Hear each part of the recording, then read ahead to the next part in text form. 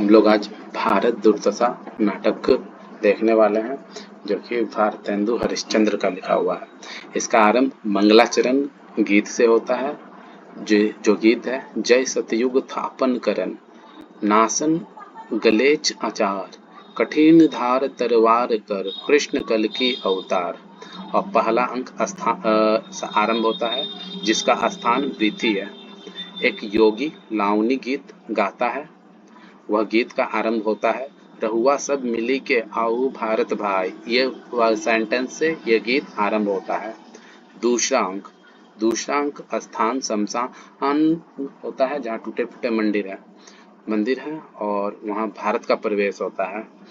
भारत फटे कपड़े पहने, सिर पर अर्ध किरीट, हाथ में टेकने की छड़ी और स्थिर अंग के साथ है।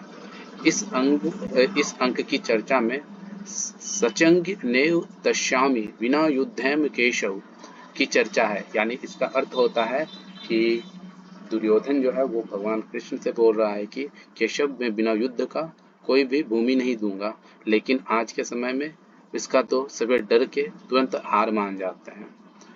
भारत बोलता है कि परमेश्वर बैकुंठ में है और राज राजेश्वरी 7 समुंदर पार हैं, अब मेरा यहाँ क्या दशा होगी।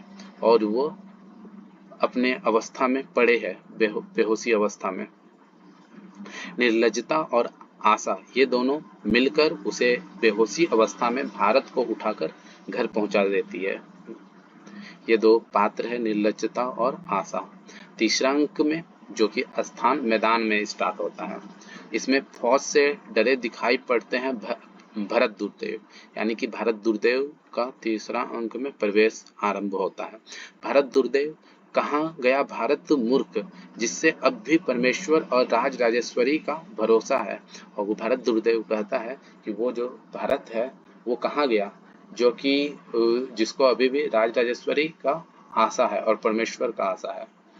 और उसी समय सत्यानाश फौजदार वहां प्रवेश करते हैं, वो जो कि महाराज इंद्रजीत के द्वारा आए हैं। वो आके बताते हैं कि महाराज इंद्रजीत ने क्या क्या किया।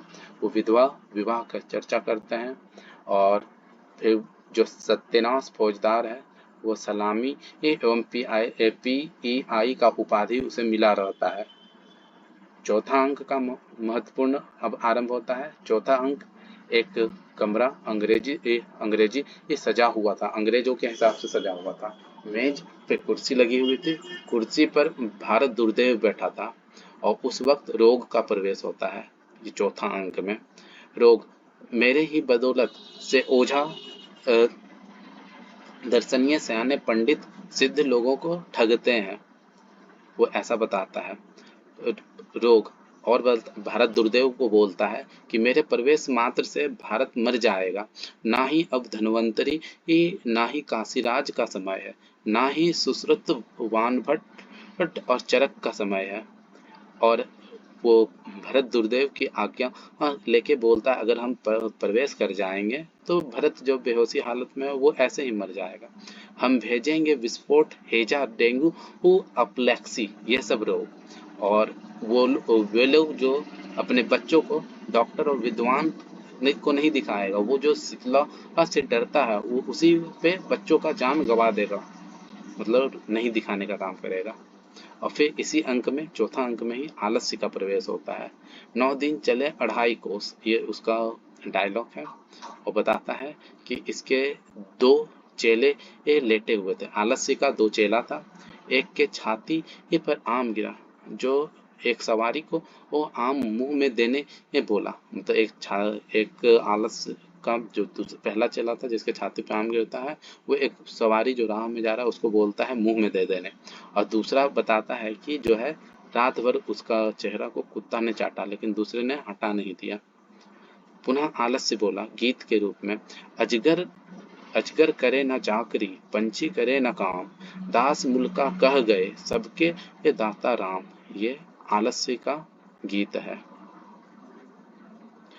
आलस्य बताता है, भाई जात में ब्राह्मण, धर्म में वैरागी, रोजगार में शुद्ध और तिल्लगी में गप सबसे अच्छा रोजगार है, इसमें कुछ काम नहीं करना पड़ता है। अब इसी चौथा अंक में मदिरा का प्रवेश होता है।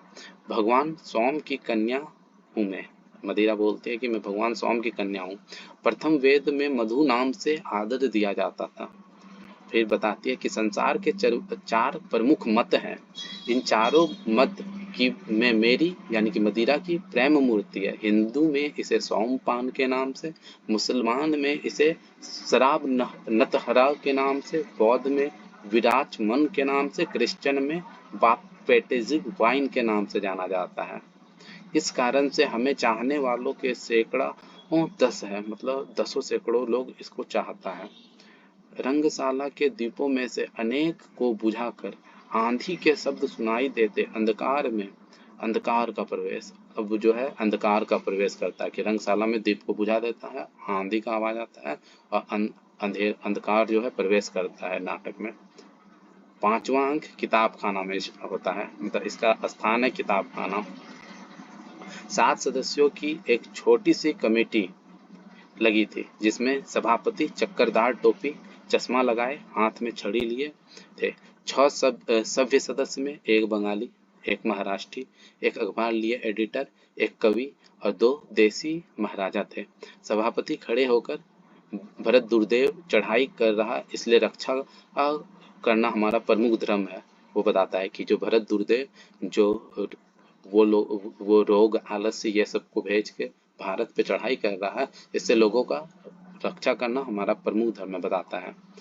इसमें बंगाली जो सदस्य है वो बताता है कि ब्रिटिश इंडिया एसोसिएशन लीग का चर्चा करता है कि उसके सहयोग से भी किया जाता है।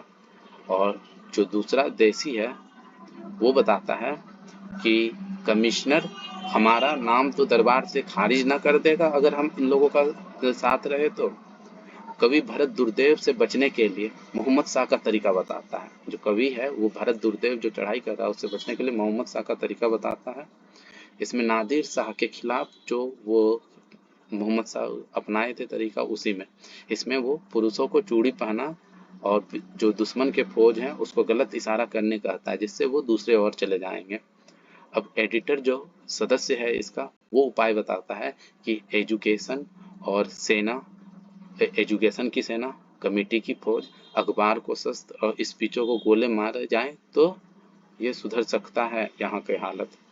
बंगाली बोलता है, भारत उद्धार नामक एक नाटक बना है, उसमें अंग्रेजों को निकाल देने के उपाय लिखा गया है और जिसमें 5 बंगाली मिलकर अंग्रेज को निकाल देता है। उस उपाय को करके निकाला जा सकता है।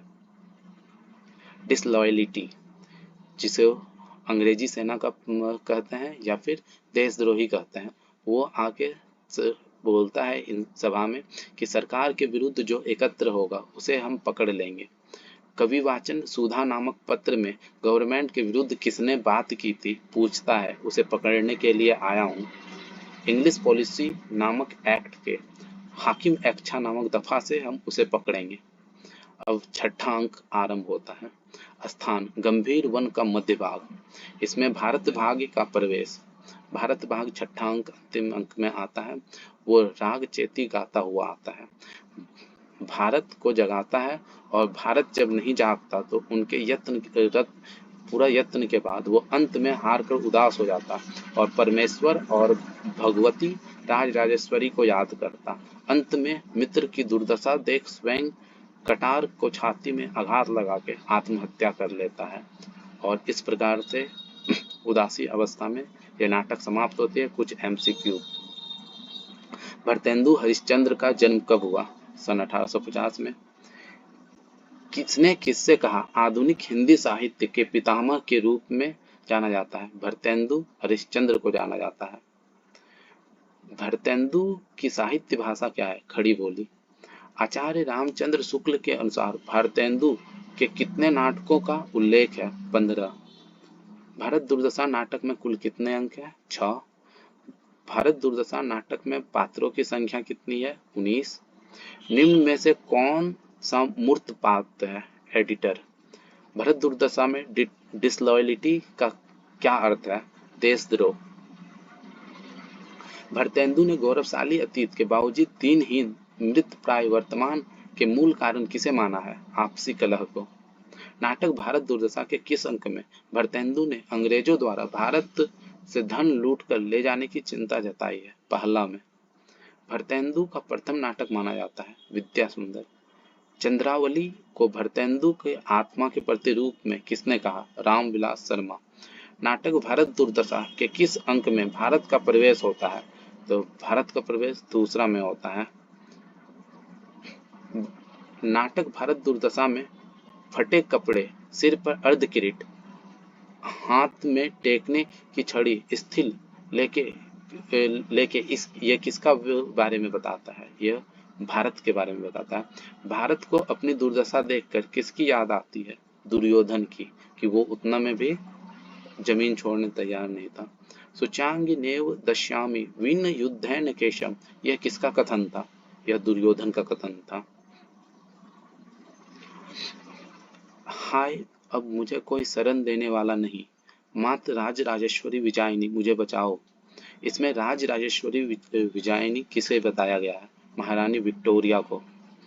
निम्न में से कौन लड़की के वेश में है? आशा।